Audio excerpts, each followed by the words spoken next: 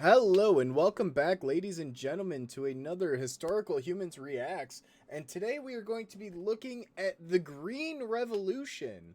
And unfortunately, it's not an actual revolution in the French style of the word. Do you hear the people Boo! singing the song of angry Green plants? man, It is the music pick of a of the weed that will wind. not be. I don't even know what song were you singing? I have no idea what direction either one of you went. And at this point, I'm You afraid do to have. ask. So we're just going to look at I've this. been trapped in a recording booth for a long time waiting for this to start. It's not a good mix. But yes, the Green Revolution, that's so called, is a 1,000-year long shift in agriculture that took place from the 6th to the 16th century um, in the Western Mediterranean during places that received the Arab and Christian conquests.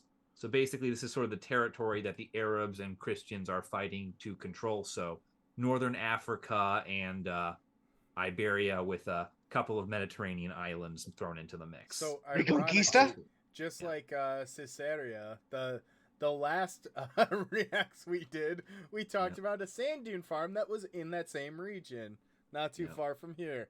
Crazy how that links together, isn't it? Yeah. Reconquista. Caesarea is actually pretty far away. This is the other half of that revolution. This is all the way the other side. This is Spain, Morocco, and the Balearic Islands Okay, that we're but they were talking still about. under Islamic rule during the same period of Caesarea, which also Yeah, saw a shift in yeah, agriculture. yeah. But It's different just holy wars. yeah, yeah, Is it yeah. It's though? just it. It is. It is. It is. The crusade. The Crusades do not come to Spain. It is the Reconquista that does. Well, okay, yeah. Although the Crusades do come to Portugal. Yeah, that was a weird one. Yeah. Don't ask. It's really bad. People with really bad geography sailing from like England. It's it's the reason. It's there's so much wrong. But Why that's did you not what we're burn here to Lisbon talk to the about. ground? We thought it was Uh, Jerusalem. Wait, why would you still burn Jerusalem down? Wait, we were supposed to save Jerusalem? I thought we were supposed to destroy it. yep. So Very confused. basic. We broke them right. on that one. Yeah. All right. I'm gonna go.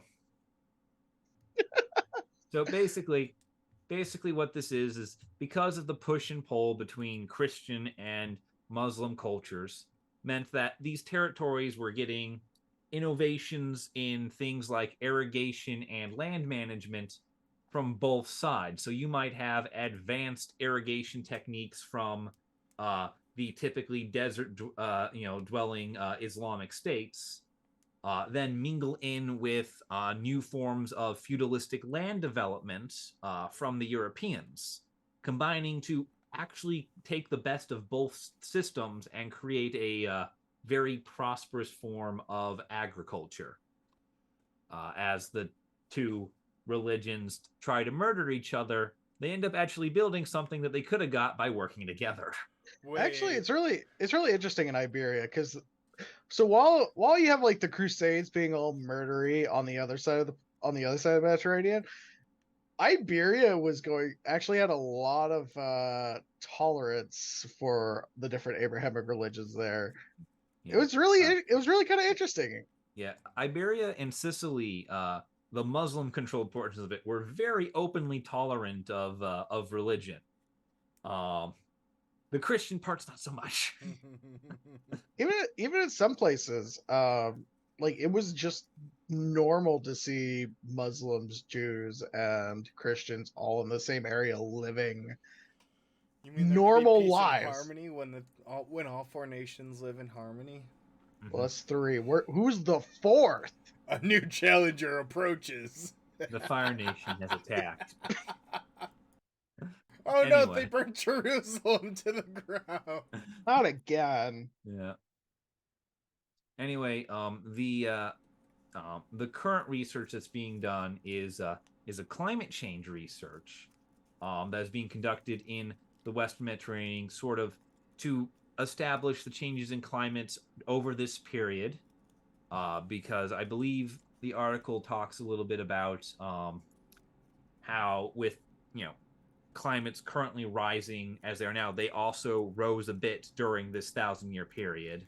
And so understanding the new ways with this sort of international interconnected agriculture, understanding how they manage things then could help us better preserve what we have right now.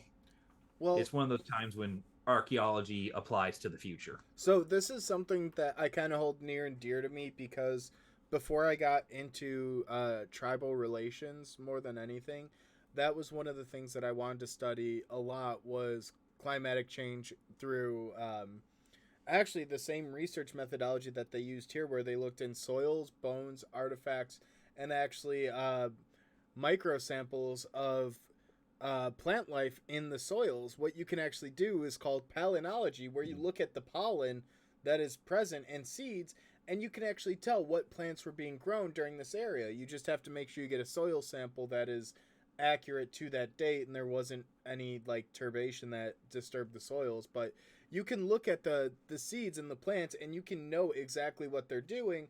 If they use ceramic vessels, you can do residue analysis and look at what they were making with the products or storing them in. And from there, you can actually look at, again, climate studies. You can see what kind of carbon is present within those plants. You could see what kind of environment are they being grown in. So there's a lot of information that you can pull out of such a small sample size realistically. And this is actually really interesting because you see it all over the world. Like in North America, that's how we were able to discern a lot of the diet of many of the indigenous cultures that were here before us is through palynology, on top of just listening to the descendants. But that's a different ballpark altogether. I've seen a few charts with the when I was palynology. It's nice to have that wonderful bit of indisputable hard evidence to confirm what everyone is telling you should be common sense. when I was in a dig in the UK, they actually brought someone out to brought one of those, like a chart from the analysis of the soil of what would have been what kind of like plants would have been around during the Neolithic.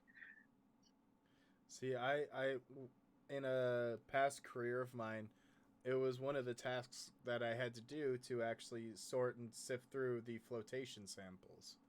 So we would do actual soil samples, get soil from specific layers of our excavations, and then do flotation to see. Granted, then we had someone who was a